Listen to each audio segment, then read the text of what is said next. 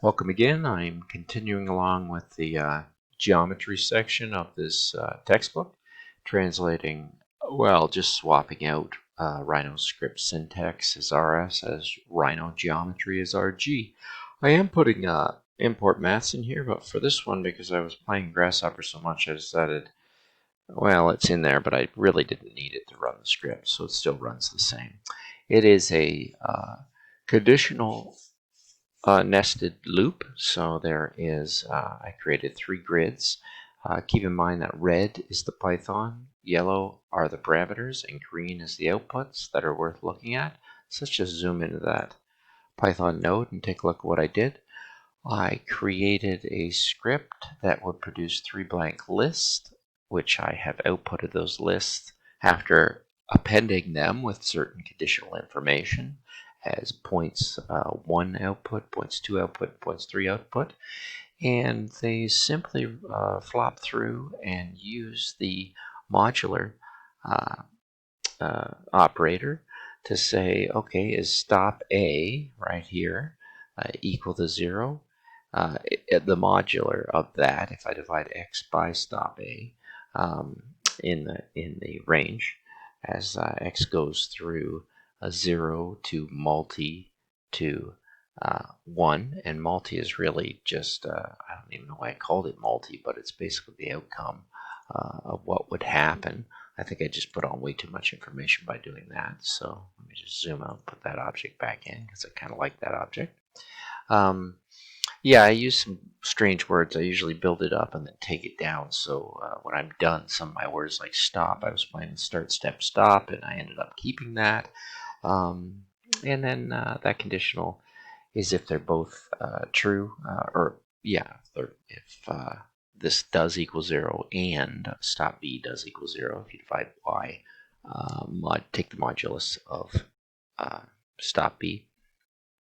And then elif is a condition that if x modulus stop A equals 0, or as opposed to and y modulus stop B equals 0, then it will append and make the grid 2, and that will be outputted as points 2 output. And if all else doesn't come true in these else, if and elif statements, then else runs and grid 3 is appended to the points. So I get this kind of point system that will be this point system, which is kind of interesting. And I'll show you what I then leave Grasshopper doing. This is a small, this will come into play for a radius on a pipe later. It's not that actually important. The output of 2 for what's true there, it ends up being this very interesting pattern, which is what I really brought out of the book. And I thought that was worth playing with.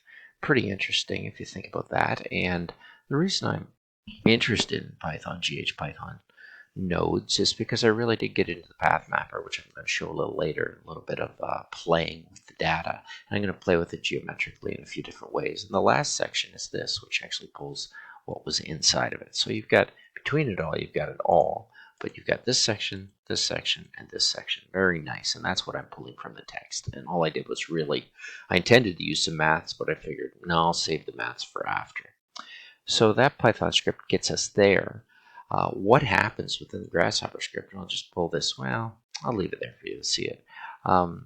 What happens here is I take these points, and on the top section I had a lot of fun.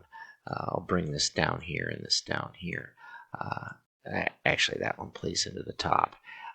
It doesn't work all the time, but I actually, in the top points, I had a lot of fun taking the points apart, playing with sorting the list, and regenerating those points, and getting these very interesting systems.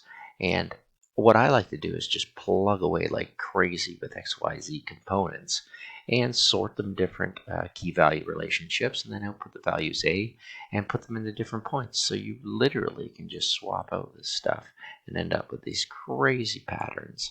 And if you swap these ones out, it even goes even crazier. So you can flatten right out as data. I think what I had on there was this one. A lot to play with there as I jump over here. I think that one was in there. So I try and keep what I had. And what I do is I create a crazy surface for points. And when I look at it, I realize none of these really dig into each other too badly.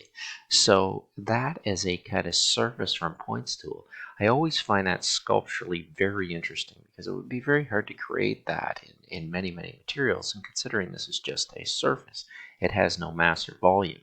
What I then do is take it into one of my surface extrusions to normal, which is a very nice. It takes usually a single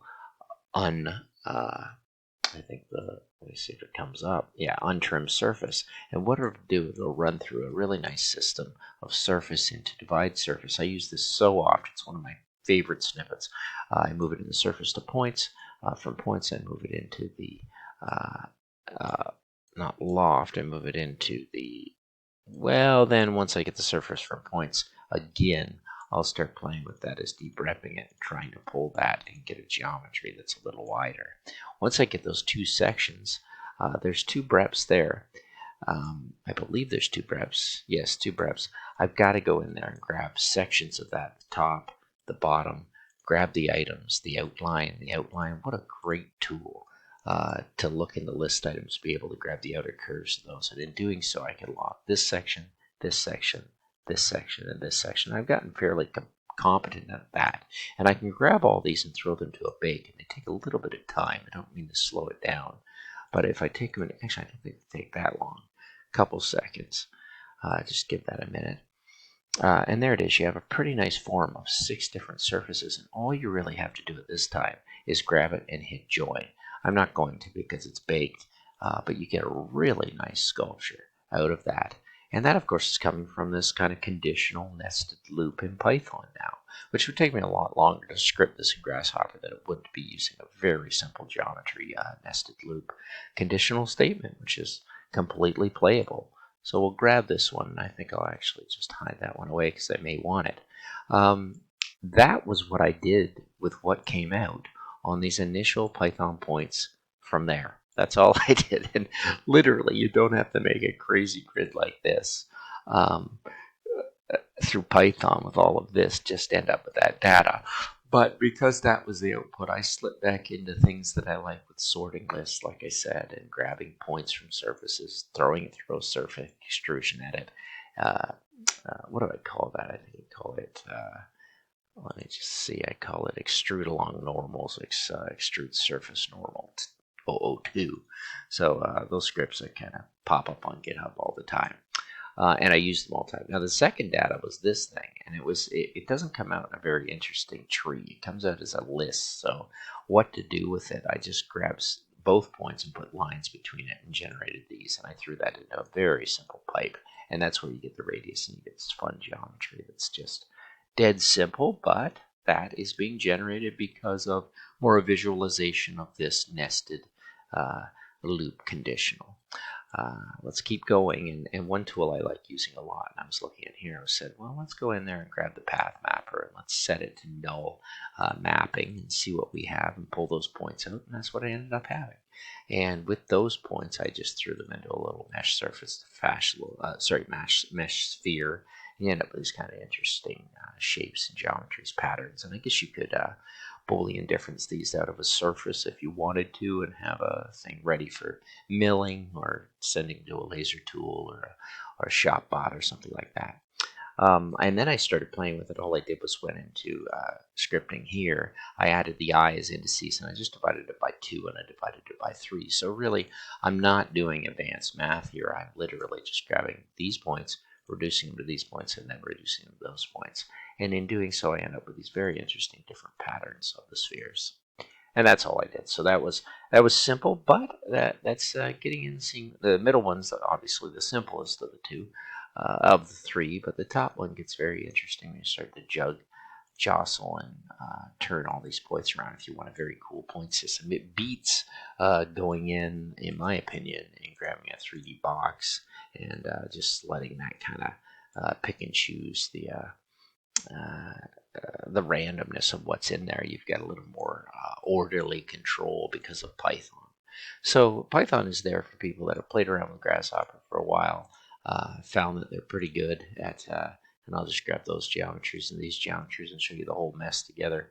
It's just a kind of monstrosity, but there's no saying where these nested simple scripts will go for you geometrically, and the whole point is just to have a lot of fun. I did like this form because if I brought out the one that I had there earlier, actually I think that was the one that was earlier. There it is. This is a watertight form when I seal up the edges, when I actually just group it together. I'm not sure if this is the one I had initially or if this is one that I had to bake after.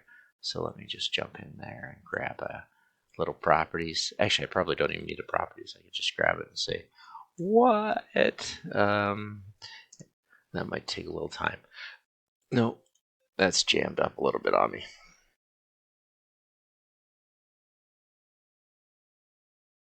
Okay. Well, I guess that's where I'll end it. Thanks for watching, and we'll go on to random library next and start playing with the random functions. So on top of importing maths, we'll be importing random, or maybe random int as well. Thank you.